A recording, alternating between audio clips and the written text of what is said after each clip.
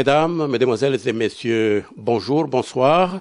Vous êtes tous les bienvenus au sein des réseaux de la diaspora, télévision par excellence émettant de Toronto au Canada, c'est en Amérique du Nord, émettant également partout dans le reste du monde. Plusieurs émissions vous sont offertes, notamment les coulisses du pouvoir, l'heure du Seigneur, et si nous nous disions tout. Débat, reportage dans une nouvelle formule. Deux invités de marque sont avec nous aujourd'hui sur ce plateau. À commencer par ma droite, nous avons Monsieur Urbain Ndondo. Bonjour, bonsoir, Monsieur Urbain Ndondo. Bonjour, Monsieur Charles. Soyez le bienvenu. Merci d'avoir accepté notre invitation. Merci, tout le plaisir est pour moi. Voilà, je signale que Urbain Ndondo est conseiller diplomatique auprès du bureau de la Fédération de l'UDPS Canada.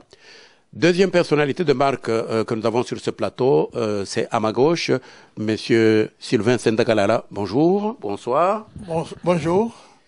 Je signale que vous êtes conseiller diplomatique également auprès du bureau de la Fédération de l'UDPS Canada et puis président honoraire de l'UDPS Canada, c'est cela? C'est exact.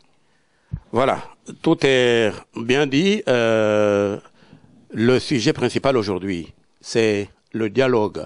C'est le sujet qui est une actualité brûlante de l'heure, surtout en République démocratique du Congo.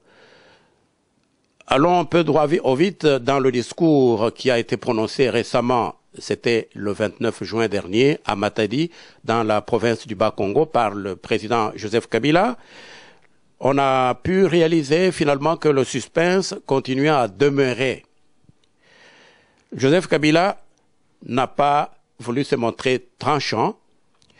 Joseph Kabila n'a pas avancé la date de ce dialogue, mais a préféré annoncer déjà la fin de toutes ces consultations, qu'il ne faut pas confondre avec les consultations de 2013, consultation à laquelle l'opposition était conviée et qui avait boycotté.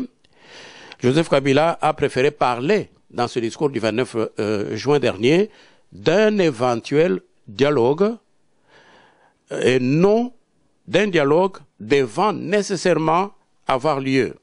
Pour lui, non à la médiation internationale telle que souhaitée par le président Étienne Tshisekedi Wamulumba de l'UDPS, qui était déjà partie prenante, mais en disant non à la médiation étrangère, il a mis Tshisekedi dans une case, entendez, allez-y comprendre quelque chose, et Joseph Kabila s'y est opposé, mettant à dos l'UDPS qui était déjà partie prenante.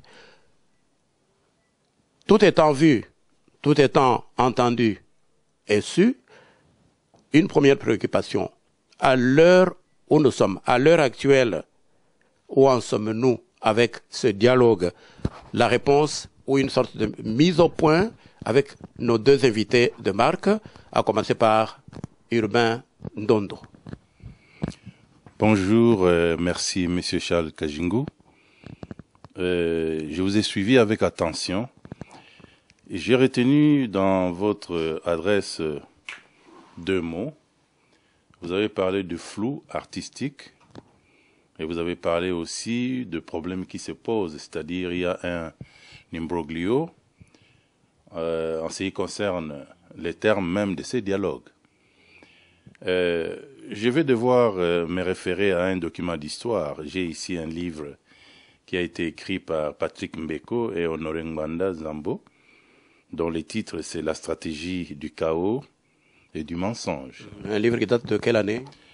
C'est un livre qui est très récent, si ma mémoire est bonne. Il a été publié en novembre 2014. Ok. Alors, allons à la page 79. Je vais vous lire un passage pour vous dire qu'il y a des phénomènes qu'on pourrait appeler du déjà vu.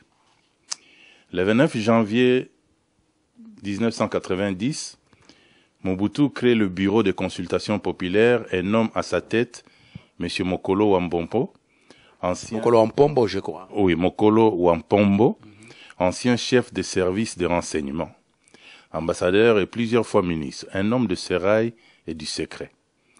Le 24 janvier, le maréchal Mobutu quitte Kinshasa et se replie à Goma où il démarre officiellement les concertations nationales.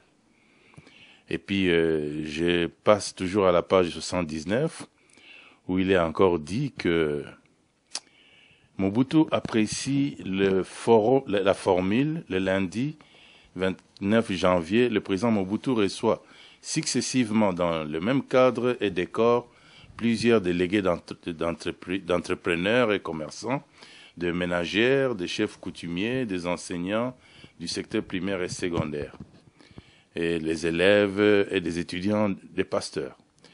Mais, à la différence des professeurs dont le langage était châtié, les représentants de la population du Nord Kivu ne s'embarrassaient guère, parce que c'était au Kivu que les consultations ont démarré, ne s'embarrassaient guère de surconlocution. Et je passe à la page suivante. Les délégués du peuple prenaient violemment à partie les hauts dignitaires du parti et proches collaborateurs du maréchal. Or, ils étaient tous là dans la salle, assis derrière lui. Alors, vous voyez que ce que vous venez de dire, que le dialogue avait commencé et ça a déjà pris fin par l'adresse du président Kabila. Et comme je vous disais que c'était du déjà vu, nous sommes en face ici d'un problème qui n'est pas nouveau. Et vous comprendrez, M. Kabila a envoyé Kalev pour aller prendre contact avec les différents acteurs politiques. Et Mobutu avait fait avec Mokolo, qui est aujourd'hui au Sénat de Kabila. Alors, allez-y comprendre quelque chose. Donc, on va y épiloguer longuement sur ça, mais je préfère d'abord me limiter par là et céder la parole à mon collègue Sylvain, qui pourra me compléter, et chemin faisant, nous allons en débattre. Monsieur Sylvain Sendakalala. Oui, merci. Comme vous allez le remarquer, pourquoi on cherche à tout prix ce dialogue? Il y a une crise de légitimité au sommet de l'État. Alors, la partie au pouvoir qui gouverne par défi, vous le savez très très bien, depuis les élections de 2011, ce parti a été défait. Alors, ce parti s'est proclamé victorieux et il dirige le pays depuis lors. La partie qui était en face, qui en réalité avait gagné les élections, recherchait comment retrouver l'impérium. Ce parti est conduit par le président élu, qui est Étienne Tshisekedi. Cependant, lors de leur cheminement, le parti en face constate qu'il ne peut pas gouverner normalement. Le parti en face, c'est-à-dire le parti au pouvoir. Le parti au pouvoir, dirigé par, je l'appelle Kanambe, puisque c'est ça son vrai nom. Celui-ci utilise tous les moyens possibles comment endormir notre peuple. Ce qui est curieux, le parti qui est en face, dont le président de l'UDPS, qui était l'élu aussi du peuple congolais, qui par malheur était frappé par une maladie qui l'a fortement diminué. Ceci a fait que le président se trouve présentement en Belgique et à Bruxelles. Depuis lors, on a constaté des prises de position qui ne semblent pas cadrer avec l'homme de la manière qu'on l'a connu. Comme vous le savez, le dialogue, c'est le règlement des conflits entre parties. Il peut y avoir deux parties, voire plusieurs. Ici, en l'occurrence, comme nous avons dit, c'est le pouvoir qui a été issu de ces urnes par tricherie, et l'autre partie qui est présentée par Étienne Tshisekedi, Omolumba. Ce que nous n'arrivons pas à comprendre, la majorité de notre peuple, puisque l'UDPS dit le peuple d'abord. Mais nous n'arrivons pas à comprendre pourquoi la plupart, ou dans la majorité de notre peuple, rejette à tout prix le dialogue, puisqu'il ne trouve pas son compte, il ne trouve pas son intérêt là-dedans. Mais le président Étienne Tshisekedi, dans sa dernière sortie... Excusez, le peuple ne trouve pas son compte dans le dialogue, vous voulez dire? Oui, le peuple ne trouve pas son compte dans le dialogue. Or, on dit le linge sale se lave en famille. C'est autour du feu que nos ancêtres débattaient de beaucoup de problèmes pour trouver des solutions qui s'imposaient. J'aimerais bien que ce soit ainsi. Mais ici, par malheur, il se fait que le pouvoir qui est en place était mis en place par les étrangers et qui ont placé les étrangers en tête, qui non seulement ils ont placé les étrangers en tête politique, mais qui ont infiltré aussi l'armée et tous les outils, si vous voulez bien, de l'impérium. Tous ces outils, à l'heure qu'il est, sont inondés par les étrangers. Donc ce n'est pas le dialogue entre Congolais, entre eux. Ce dialogue ici, c'est encore une nouvelle fois les étrangers qui sont placés par les gens que nous connaissons au sommet du pouvoir, qui viennent chercher à dialoguer cette fois-ci avec le Congolais, en partant en position de force, puisqu'ils contrôlent tout, et comme ils ont appauvri totalement notre peuple, ils ne font que corrompre une bonne partie de 7% de ce peuple, d'où finalement nous ne pourrions plus arriver à un dialogue à laquelle donc, notre peuple peut attendre au meilleur résultat. Mais si vous avez suivi le discours du président Kabila, je crois qu'il a pu dire non à la médiation de la communauté internationale dans la conduite de ce dialogue. Justement, puisque Kabila est issu de cette même communauté internationale. Vous savez, quand on avait fraudé lors des élections, cette communauté internationale s'est montrée un peu complaisante. Puisque cette communauté internationale, sachant ce qui s'est passé réellement, puisque au fait, le peuple congolais a surpris cette communauté internationale, puisque tous les moyens étaient entre les mains de Kabila, et les autres ne pouvaient pas faire campagne, et ils savaient qu'ils allaient échouer. Mais et là, c'était le contraire, comme un seul homme, tous les peuples congolais ont parlé d'une seule voix, ils ont fait taire leurs différends, de telle sorte que finalement Étienne Tshisekedi était élu. Ça, c'était une surprise. Alors, c'est le représentant de la communauté internationale, voyant cela arriver, puisqu'il voulait justifier à la fin que, voilà, il y a eu des élections, Kabila a été gagné. Alors, ils n'ont pas eu honte pour dire que nous reconnaissons qu'il y a eu tricherie, mais ceci ne peut pas changer l'ordre d'arrivée. Ça, c'est très grave. C'est très grave, puisque nous, qui évoluons ici en Occident, une fois qu'il y a tricherie quelque part, on arrête l'opération et les gens sont condamnés. Pourquoi cela doit être vrai ici à l'extérieur et en Occident où nous vivons, et cela ne pourra pas être vrai pour le peuple congolais? Voilà, je crois que Urbain Dondo, qui est également conseiller diplomatique auprès du bureau de la Fédération de l'UDPS Canada, a un mot à placer là-dessus. Merci, Monsieur Charles. J'ai un mot à placer, bien sûr, sur le dialogue en question. Les élections ont eu lieu en 2011. Aujourd'hui, nous sommes en 2015. Le mandat qui court se termine en 2016. Je ne sais pas, je me pose toujours cette question sur la pertinence de ces dialogues.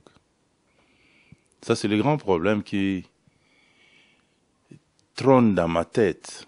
Vous trouvez que ce dialogue ne peut pas arriver à sortir la République démocratique du Congo de la crise dans laquelle elle est plongée? Moi, je poserai la question de la manière suivante. Est-ce que ce dialogue est-il pertinent? Et vous y répondez comment? J'y réponds par la négation. C'est-à-dire pour des raisons... Pour des raisons évidentes. Lesquelles? Le dialogue dont il est question n'est pas pertinent. Parce que lorsque nous marchons sur l'histoire, nous voyons qu'en 2011, la communauté internationale avait proposé ces mêmes dialogues et les mêmes acteurs politiques avaient refusé. Donc le président Tshisekedi avait dit qu'il avait gagné les élections et que les dialogues étaient inopportuns.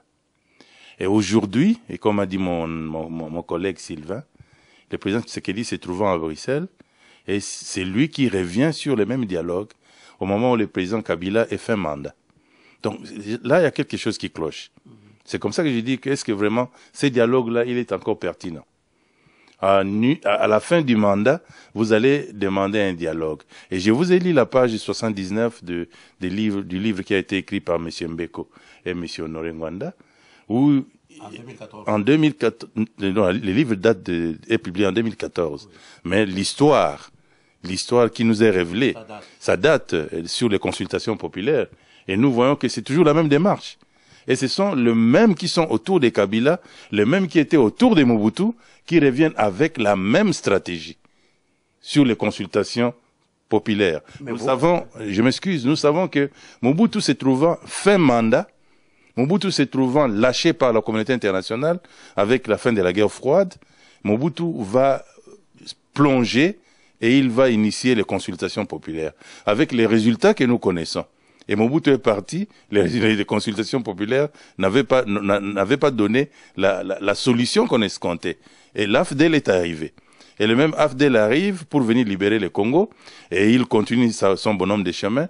Aujourd'hui, l'AFDEL est toujours au pouvoir, parce que Kabila qui est là, il est issu de l'AFDEL, et ils ont la même stratégie que les Mobutistes avaient appliquée, et il envoie Kalev, tout comme Mobutu avait envoyé M. Edouard Mokolo Wampombo, et les hommes de renseignement, et nous connaissons la suite. Un parallélisme bien trouvé. Bien trouvé, oui, et nous connaissons la suite. Et aujourd'hui, je me rends compte que nous sommes en train de perdre notre temps. Nous perdons sincèrement notre temps. Et vous auriez voulu formuler quelle proposition pour sortir la RDC de la crise?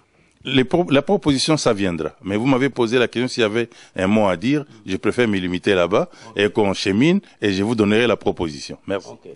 La même question sera-t-il alors possible, compte tenu de ce que vous venez d'avancer là, que le dialogue préconisé par les uns et par les autres puisse sortir la RDC de la crise multicolore, multiforme, multidimensionnelle, Sylvain Sendakalal? Sincèrement, pas dans la forme actuelle. Dans la forme actuelle, nous trouvons que le système est vicié dès le départ, comme mon collègue Urbain Dondo venait de les signaler. J'ai continué à répéter comme lui que ce n'est qu'une perte de temps. Mais maintenant, quand nous observons qui sont ces acteurs, en fait, qui doivent aller négocier, et pour le compte de qui ces acteurs doivent aller négocier, il y a aussi un problème. Nous devons être nous-mêmes au départ, au niveau de nos partis politiques, donner l'exemple qui finalement, si nous allons à ce qui est général, ce qui est global, dans le cadre du Congo République, de la République, pour qu'on puisse partir avec tous les outils et qu'on puisse s'appuyer sur des points palpables où personne ne puisse rejeter notre action. Mais est-ce que les acteurs eux-mêmes, si à partir de leur parti politique, ils ont démontré par des actes qu'ils ont posés qu'ils ne peuvent pas dialoguer. Nous parlons ici pour l'UDPS. On a constaté que l'UDPS actuellement, il n'y a que des aveugles qui ne peuvent pas voir que l'UDPS traverse une crise très très très profonde. Cette crise est provoquée à la fois par notre comportement personnel, par nos chefs qui sont placés au-dessus du parti et par nos adversaires. Excusez-moi, vous parlez de la crise provoquée par l'UDPS ou bien de la crise que traverse la RDC? Non. Vous parlez de la crise que traverse l'UDPS ou celle que traverse la République tout entière? Je voudrais partir de ce qui est petit, c'est-à-dire du parti UDPS, pour finalement refléter ce que... Oui.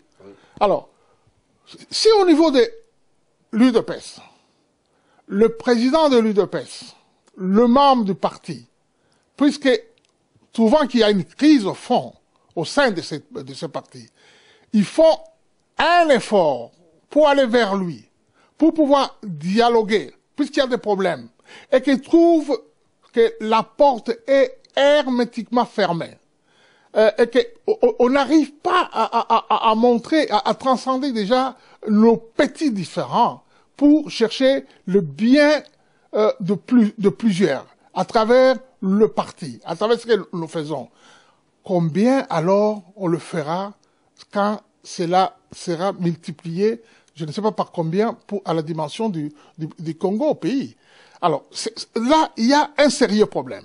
Puisque nous devions aller prêcher, par exemple, prêcher d'abord le modèle qui est, comme je disais avant, que le peuple d'abord, le président du parti devait rentrer dans le parti, aller chercher ce qu'il devait aller présenter au niveau de ce qui est République. Mais il ne l'a pas fait. Et c'est du parti qui ont fait cet effort pour aller vers lui, lui n'a pas facilité cette tâche. Donc c'est une situation très lamentable qui montre que, à un moment donné, nous avions à penser sincèrement que notre président, il n'est pas l'homme de la situation. C'est très grave de pouvoir arriver à ce constat. Je me demande comment est-ce qu'il pourra maintenant aller chercher une solution. C'est votre opinion à vous? Mon opinion, c'est mon point de vue par rapport à tout ce que nous voyons et ce que nous projetons à faire pour le peuple congolais.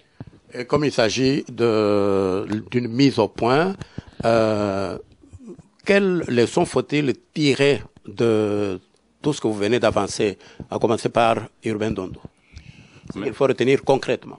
Merci, Monsieur Charles Kajingou. Primo, un homme politique doit être à l'écoute de la population. Ça, c'est ce que nous devons d'abord retenir. Tous les hommes politiques. Tous les hommes politiques, vous devez être à l'écoute de la population. Si aujourd'hui, on les appelle hommes politiques parce que derrière eux, il y a la population. Alors, si ces hommes politiques-là n'écoutent pas la population, mais de quelle politique ils sont en train de faire? Non, vous avez comme impression que les hommes politiques d'alors n'écoutent pas la population. Mais nous avons vu, il y a eu des émeutes à Kinshasa 3 jours durant. Et ça s'est répercuté sur une semaine. La population est descendue. Pourquoi la population est-elle descendue? Vous m'avez posé la question si j'avais une proposition. J'en reviens maintenant. Exact. La proposition que j'ai, c'est d'abord le respect de la loi fondamentale. La loi fondamentale, c'est la Constitution. Oui. C'est ça la proposition que j'ai.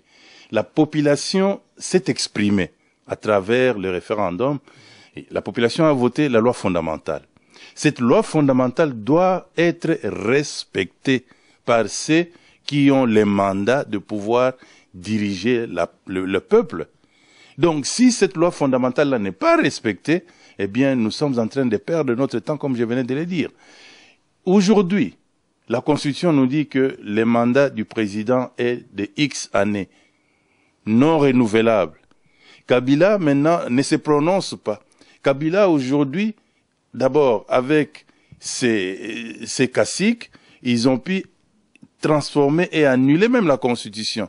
Il y avait 2 tours, ils ont changé, ils ont mis un seul tour aux élections, et tout ça, c'est la conséquence de ce que nous avons aujourd'hui.